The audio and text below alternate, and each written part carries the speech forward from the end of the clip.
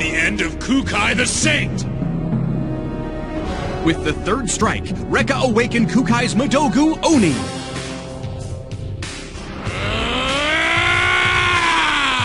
Now Rekka must deal with Kukai the Demon and his unequaled power. Is Rekka facing certain death? Is there any way to counter the monster's attacks? Ang mga mapanganib na pagsubok.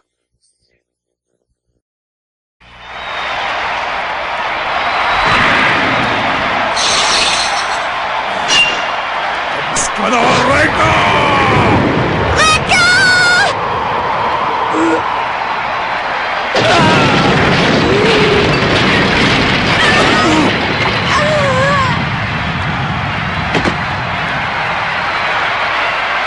Rekka! Tapos na ang laban. Hindi natin nagustuhan ng kinalabasan, subalit talagang ganyan sa ganitong uri ng paligsahan. Rekka! Rekka!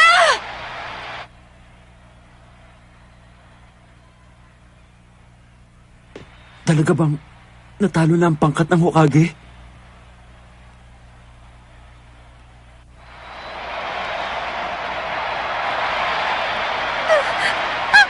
Rekka! At Ana! Magpakatatag ka. Hindi ka maaaring magpakita ng panghihina ngayon. Pero, Miss Kagero, si Rekka ay... Si Rekka ay buhay pa.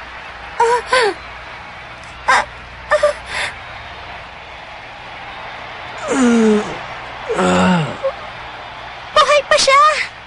Mabutit nakailag ka. Maswerte ka pa rin bata ka. Pero ngayon, hindi na!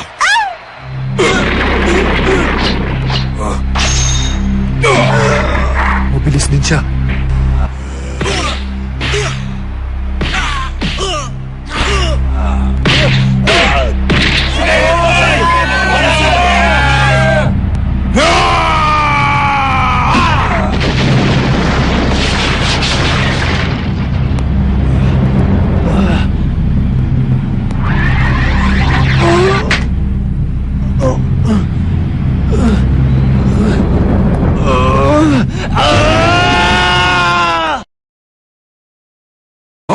Nakatayo pa rin siya!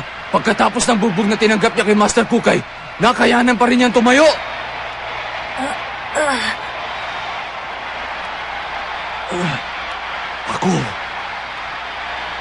Ako ang kailangan magtanggol sa aking prinsesa kahit ano pang mangyari. Kahit ikamatay ko pa, hindi pa rin ako matatalo sa'yo! Kahit na ikamatay mo pa, bata. Buhay mo na ngayon na nakataya sa labang to. At buhay ng isa pang nilalang. Alam mo ba kung ano ibig sabihin nun?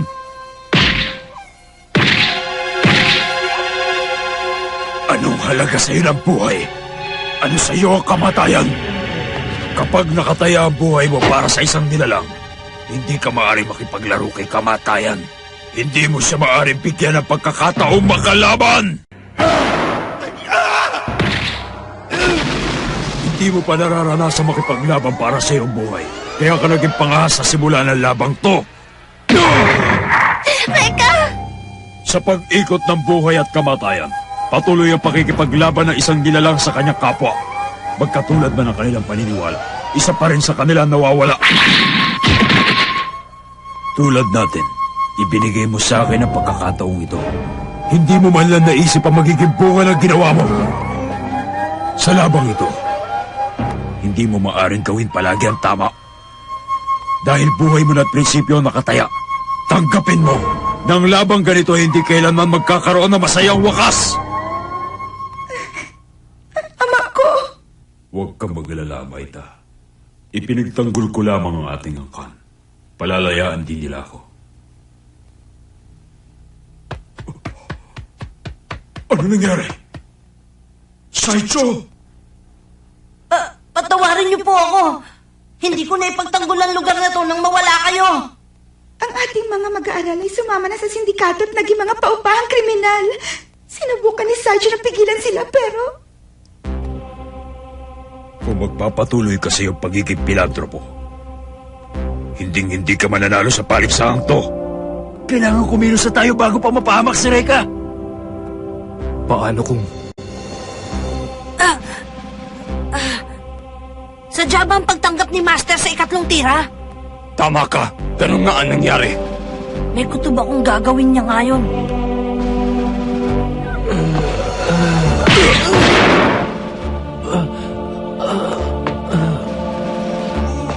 Makinig ka, Reka. Ang bawat pangkat na iyong haharapin ay mga profesional na mandirigma. Kung kinakailangan, kaya nilang tapusin ang kalaban na walang pag-aalinlangan. Kung gusto mong malalo sa paligsahang to, kailangan maging katulad mo rin sila. Kailangan mo rin maging isang Diablo. Diablo? Taglay mo ba ang kakayahan para maging isang Diablo? Ako? Magiging isang Diablo? Gawin mo para matalo mo ko. Isang Diablo lamang ang makakatalo sa isa pang Diablo. Handa ka na ba para maging Diablo, Reka?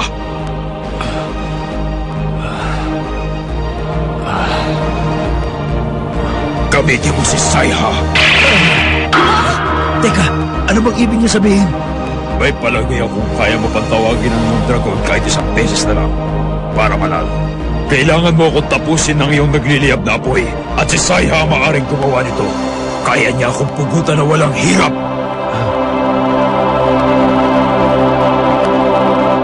Hindi niya pwedeng sabihin yun. Gusto na ba niyang mamatay? Reka! Niloloko ka lang! Baka pati mong yan ni Kukay para matalo ka! Oo nga! Reka! Huwag mo gamitin si Saya! Pero kung hindi niya gagamitin si Saya, hindi mananalo si Reka. Ha? Baliwala sa kanya ang kapangyarihan ni Nadare.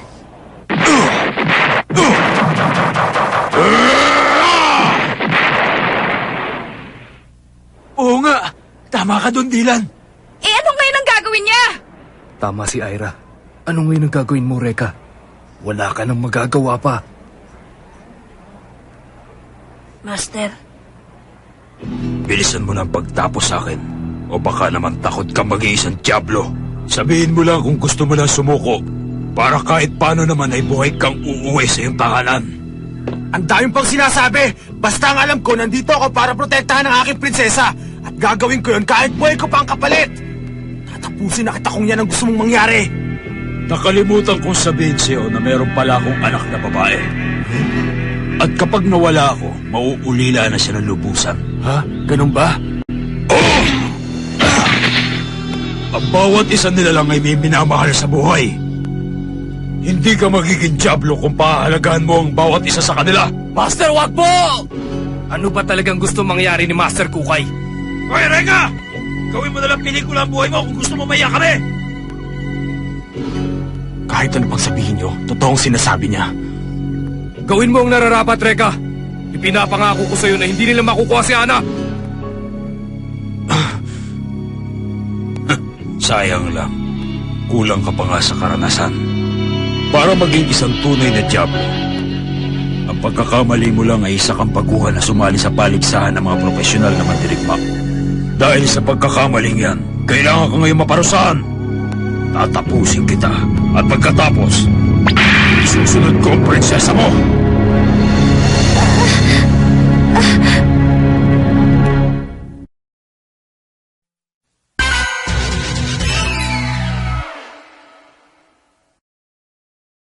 Tatapusin kita at pagkatapos, isusunod ko ang prinsesa mo.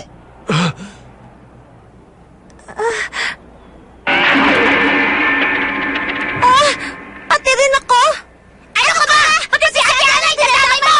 Hindi naman kasama sa pangkat namin si Ana! Pero kapag natalo si Reka, mapupunta siya kay Augustus Mori, hindi ba? Kaya bago mangyari yun, tatapusin ko na siya. Mas mabuti ng kanon. Huwag ka maniwala sa sinasabi ng buntat na yan, Reka!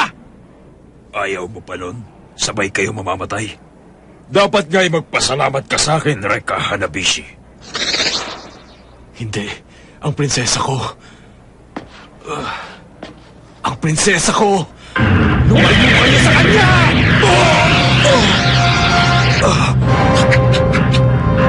Flame Dragon! Saiha!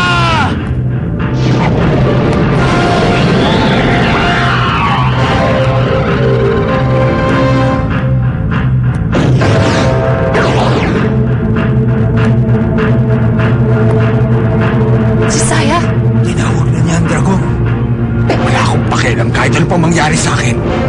Basta't hindi niyo pwedeng galawin ang prinsesa ko. Sa wakas ay natuto ka rin.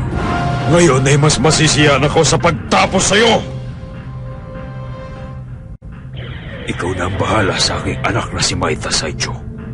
Opo, Master. Kahanga-hanga ang taong ito. Nais niyang magpakamatay. Ha? Para kay Reka. Makikita mo na sa malayo ang katawan mo. Ganyan nga, bata. Hindi ako dapat humadlang sa iyong pagsulong sa paligsahang ito para mabura sa iyong konsensya ang aking pagkamatay. Sa kabuuan, naging mabuti at makabuluhan ang aking buhay. Masaya na akong nalaman ko na ikaw ang aking naging huling kalaban, Reka.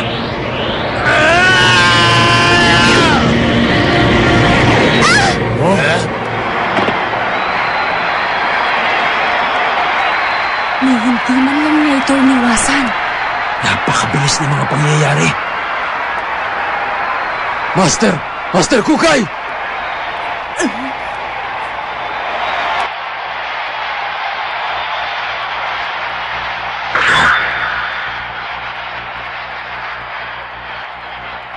Reka, ano ibig sabihin nito? Buhay pa pala si Kukay! Ano ang nangyari? Pinigilan niya si Saya bago nito maputol ang leg ni Kukay.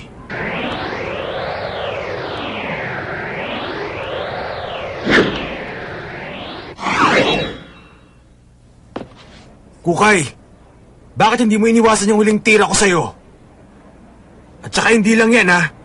Yung mga suntok mo sa akin kanina, hindi naman talaga lahat tumatama, eh. Kaya naman pala eh. Tama ang hinala ko. Ang isang mandirigmang mahina at hindi batong puso'y hindi kailanman mananalo sa paligsahang ito. Gusto ni Master Kukay na matutunan ni Reka ang pagiging isang mandirigma sa paligsahang ito. Ang hindi ko lang maintindihan ay bakit kailangan pa niyang isakripisyo ang kanyang buhay. Sa palagay ko, gustong akuin ni Master Kukay ang kasalanan. Kasalanan? Ang kasaysayan ng buong angkan ng Ku ay mahigit ng 200 taon. Pagkatapos ng insidente sa Yakuza, pansamantalang nawala si Master Kukay. Noon din nasira ang ating dangal dahil sa kagagawa ng ilan nating mag-aaral.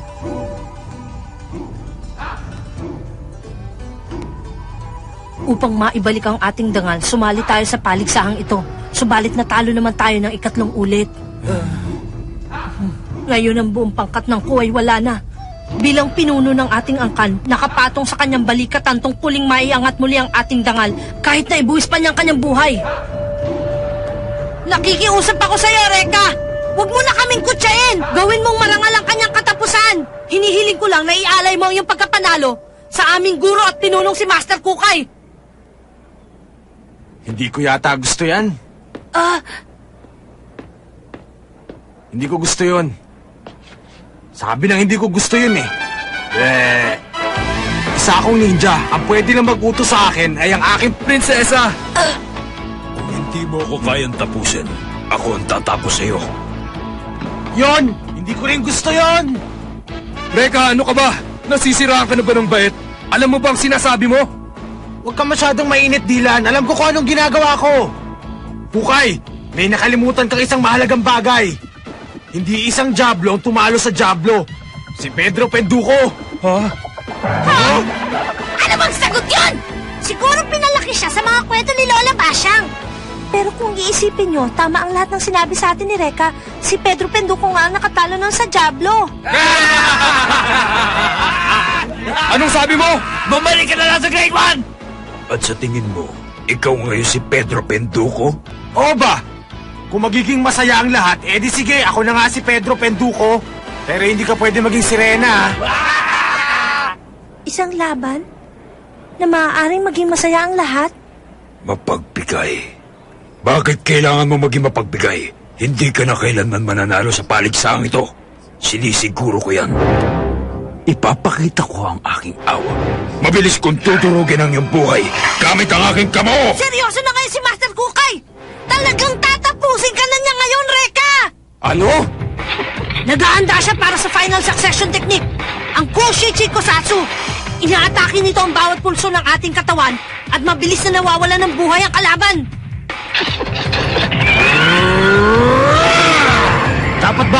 natatakot sa ginagawa mo? Succession technique! Kushichi Kusatsu!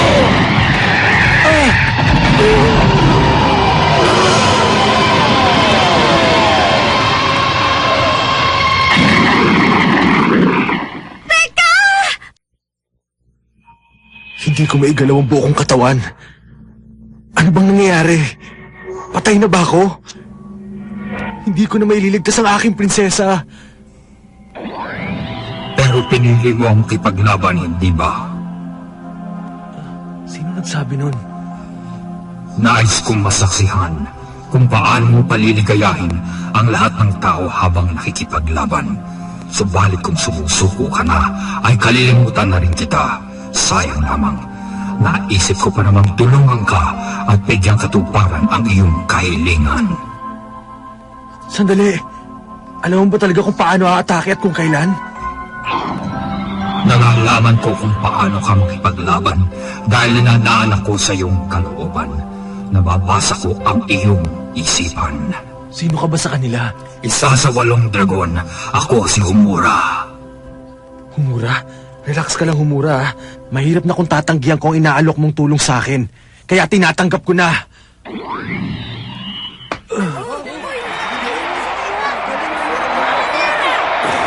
Hindi.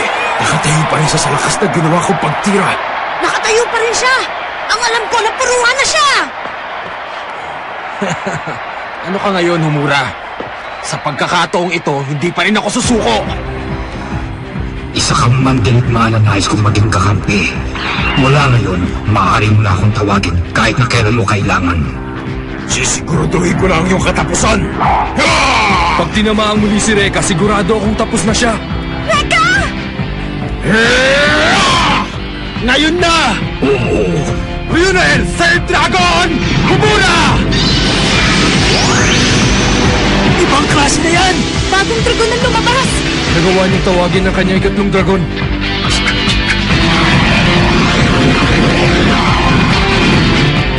Yan ang klase ng dragon na nagbabalik ng kanyang lakas. Sa wakas matatalo na rin niya si Kukay. Homura! Venom!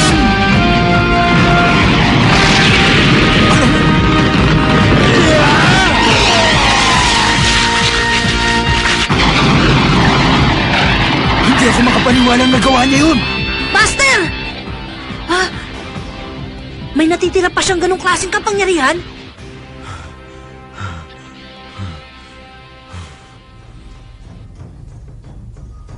Baguhan ka pa rin sa labang ito. Gusto mong manalo ng hindi tumatanak ng dugo. Masyado ka pa rin mabait.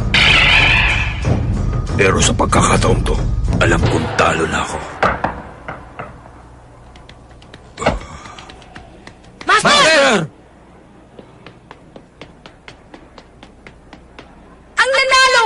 Hokage Reka Hanabishi! Panalo tayo! Hindi ako makapaniwalang nanalo ang batang yan. Nakalimutan mo na ba ang pustahan natin?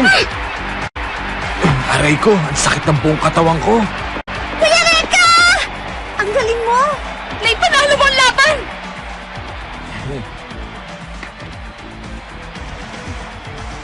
Pinilit ko talagang tapusin siya nung aking huling tira. Pero naligtasan pa rin niya ang aking huling pagsubok. Isang laban na maaaring mapasaya ang lahat. Isang paniniwala ng isang mandirigma na si Reka. Yun ang tutularan natin. Maasahan mo, Master. Ang galing ka na naman!